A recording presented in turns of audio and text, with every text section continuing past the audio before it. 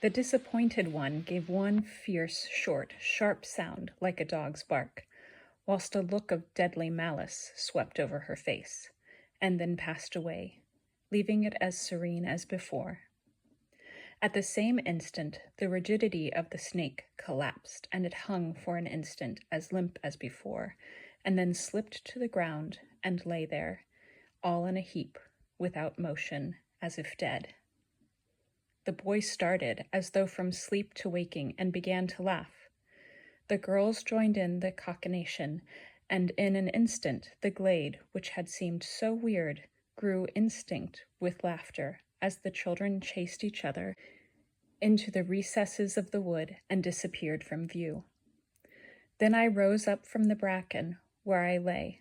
I could hardly believe my eyes, and thought that I must have been sleeping, and have dreamt it all. But there lay the seemingly dead snake before me, as a palpable evidence that I had beheld a reality. The sun was far in the west when I had finished my stroll through the laneways and copses upon the Whitley side of Hind Hill, and found myself once more at its highest point on Gibbet Hill. The place was now deserted. The picnickers had all gone home. The pony traps and donkeys and parties of school children had disappeared, and nothing remained of the day's visitation but the usual increase in old newspapers and broken eggshells. As the light was just beginning to fade and the air to grow a shade colder, the sense of loneliness was more than ever marked. But I had come from the midst of the hum and turmoil of the city to enjoy this very loneliness, and its luxury was to me unspeakable. Down in the valleys, the mist still lay dim and fleecy white, and from it the hilltops rose dark and grim.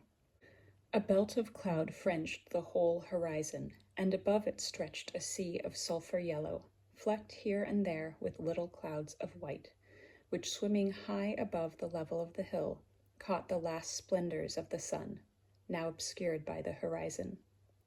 One or two stars began to twinkle through the darkening sky, and a stillness that seemed sentient stole up through the valley and reached to where I sat. Then the air grew colder, and the silence became perfect. The stars swam out into the sky, which had now a darker blue, and a soft light fell on the scene. I sat on, and drank in the wondrous beauty in which I was immersed. Weariness of mind and body seemed of the dim past, and as if they could never again be other than a sad memory. In such moments a man seems almost to be born again, and to have every faculty renewed to the full.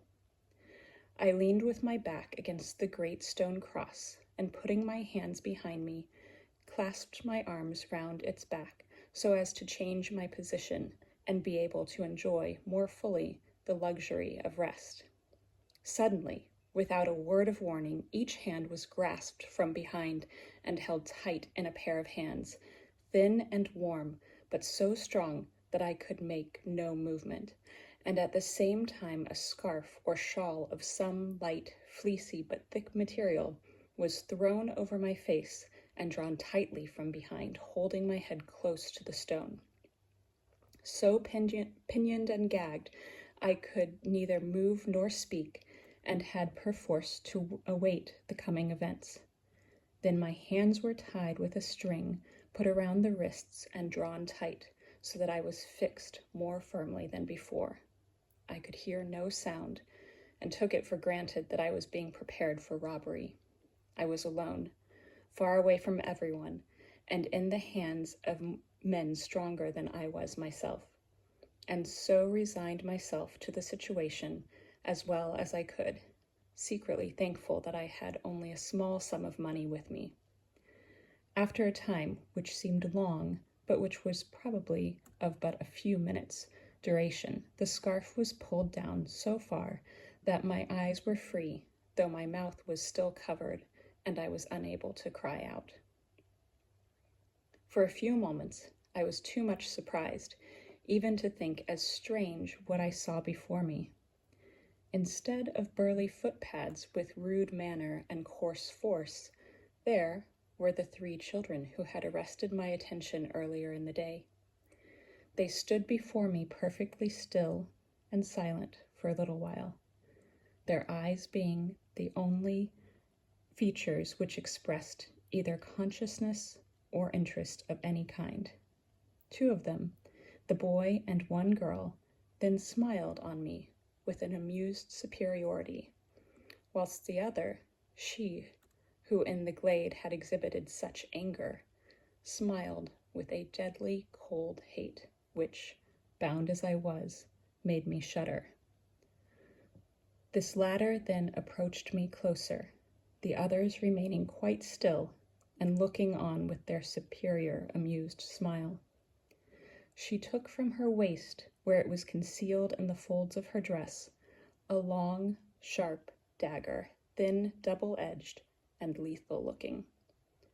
This she proceeded to flourish before me with extraordinary dexterity and rapidity. Half the time its keen edge actually touched my skin, and the contact made me wince. Anon she would dart towards my eyes, till I could feel its cold point actually touching my eyeballs. Then she would, as if hurl herself at me with the point of the deadly weapon directed to my heart, but would stop just as it seemed that my last moment had come. This went on for a little while, but short though it was, it seemed endless. I felt a cold chill, a strange numbness growing over me. My heart seemed to get cold and weak, colder and colder, weaker and weaker, still, till at length my eyes closed. I tried to open them, succeeded, tried again, failed, succeeded, failed, and at length consciousness passed away from me. The last thing I remember seeing with my waking eyes was the gleam of the long knife in the starlight as it moved in the young girl's dexterous play. The last sound I heard was a low laugh from all 3 of the children. The voice in my ears was dim and distant, but it gradually grew louder, and the spoken words became intelligible. Wake up, man! You will get your death of cold." Coldly, the words struck home, for there was at my heart a numbness and a chill as of death. My consciousness struggled back into existence, and I opened my eyes. It was now much brighter, for a great yellow moon had arisen, and the common was flooded with its light. Beside me were 2 persons whom at once I recognized as the honeymoon couple of earlier in the day. The man was bending over me and was shaking me roughly by the shoulder, whilst the lady stood by looking on anxiously with her hands clasped. "He is not dead, George, is he?" I heard her say. The answer came, "No, thank goodness, he must have fallen asleep. It is a mercy that you had the inspiration to come out to see the moonlight view from here. He might have died of cold. See, the ground is white with the hoarfrost already. Wake up, man! Wake up and come away." "My heart," I murmured, "my heart," for it was icy cold. The man looked more serious and said to his wife, "Bella, this may be serious. Could you run back to the hotel and send someone if necessary? It may be that his heart is affected." "Certainly, dear. I shall go at once." "Certainly, dear. Shall I go at once?" "Wait a minute first." He leant over me again. The past was coming back to me quickly, and I asked him, "Did you see anywhere some children, 2 Indian girls and a fair-haired boy?" "Yes, hours and hours ago, as they went down the London road on a tricycle. They were laughing, and we thought them the prettiest and happiest children we had ever seen. But why?" My heart, I cried out again, for there was a coldness which seemed to numb me. The man put his hand over my heart, but quickly tore it away again with a cry of terror. "What is it, George? What is it?" almost shrieked the lady, for his action was so sudden and unexpected that it thoroughly frightened her. He stood back, and she clung frightened to his arm as a large blind worm wriggled itself out from my bosom, fell on the ground, and glided away down the hillside into the copse below.